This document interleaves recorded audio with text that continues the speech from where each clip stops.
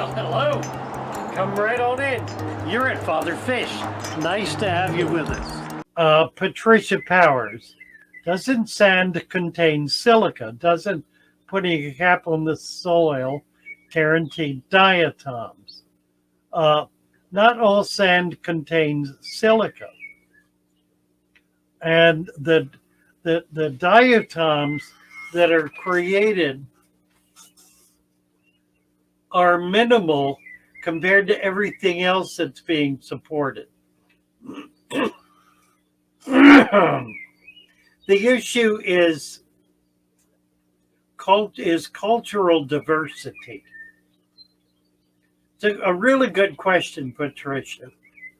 The solution to diatomaceous algae and other kinds of problems is increased bioculture, which has the effect of leveling out and balancing out all of the various critters that are living in that soup. If you have a pristine environment that is perfectly clean, what's going to happen? A single bacterium is going to get in there and explode and create a monoculture that will wipe out everything alive in it. Think of it this way. Native peoples coming in contact with people from substantially larger cultures very often become sick from what are very common illnesses in that major culture, like the common cold, and may well be devastated in population because they have no immunity. What is immunity? Immunity is simply a broad range of bacterium and other microscopic viruses and the like that are in such a broad spectrum of types and kinds that they balance out, they war with each other. They're all of them are trying to climb the top of the mountain, and they're pulling the other one down to get above them. You know, it's like, think of it that way. Think of it as 1,000 goats trying to reach the top of the hill. They're climbing up, and nobody ever gets to the top. It's like that. It's not that, but it's like that.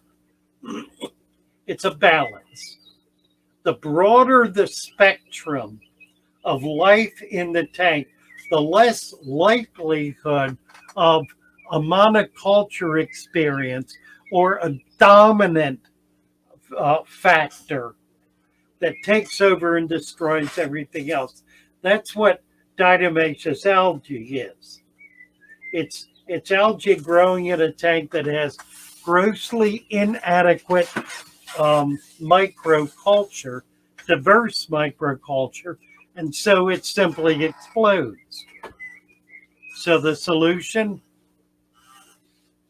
get more culture in there, get more live material in there, load up the bacteria, get it built up, get more live material from the wild.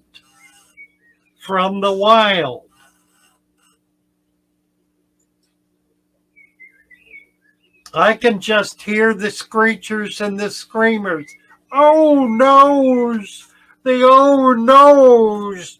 You can't do that. You bring terrible, deadly, horrible, terrible, horrible, awful, miserable, terrible, bad from the wild. Brothers and sisters, I'm here to tell you that God don't make no fools. He don't.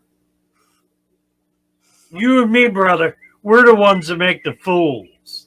And we make the fools by trying to pretend we're God, by trying to set up this little box. We got only putting the stuff in it we want. And we don't know what we're doing. So we put stuff in there that goes crazy and kills everything off.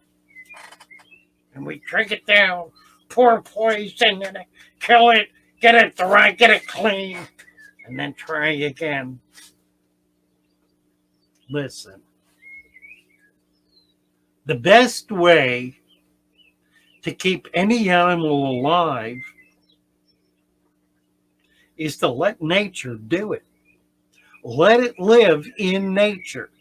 Bring nature into your aquarium.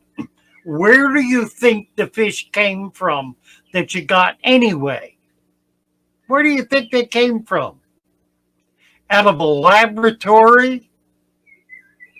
You think they came from some scientist that made them up? Or some PR mogul that spent the money to build them? Listen, these are living systems, living organisms. You know, mine are not pretty. My tanks are not pretty. I don't try to make them pretty. I try to make them natural. I try to make them so natural that I can go out and collect stuff and put it in and it's going to be fine. I try to make it so natural that I rarely, if ever, have any disease. Natural. A natural system with natural materials from the natural world gives you a healthy, vigorous, dynamic system. Don't be afraid of it. Don't be afraid of it. Don't be afraid to go out in the stream and collect a handful of rotted leaf litter and put it in your fish tank. Do it. Just do it. You will be amazed. Oh, gee, God, I didn't know you knew how to do that. I thought you killed everything. Don't be an idiot. Don't think you're smarter than nature, because you're not. You're part of it. Live in it. Share it. Be a part of it. Assimilate it. Take it in, especially into your fish tank. And rent. C. Morrison. So when I set up my new 29-gallon, it's okay for me to use the pond water from the local park or use only fresh river water. I'm going to do this. Either are good. Either are fine. And I don't know as I would distinguish. You might consider what you're planning to put in there. River water is not necessarily better than pond water. River water may contain pollutants upriver. You would probably know that if they did, because there would be some problems. Same thing could be true of the pond, though. So you want to be cautious where you get water or mud or plants or anything else for that matter from. You want to look at it. Look at the source. Look at the source. Make sure it's healthy. Make sure it's clean. Make sure it looks nice. Make sure there's no odor, no bad odor. Make sure there are fish swimming in it that are healthy and happy. Make sure there are plants growing in it. Make sure there's no oily scum or slick or rotten dead stuff or fish floating or whatever. Make sure it's really healthy and then use it. Don't go out to the local sewer and scoop up a bunch of garbage and throw it in your tank. Don't do that. Don't do that. That's not nice. It's not nice to treat father fish that way either. Don't do it. You want to get nice. Nice you want. You want nice. You want to put nice in your tank. Not nasty. No nasties.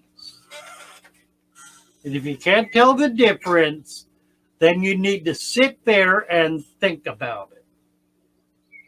And just observe it until you figure out the difference between naturally nice and nasty. Work that out. And then when you bring in from the wild, it's going to be nice, not nasty.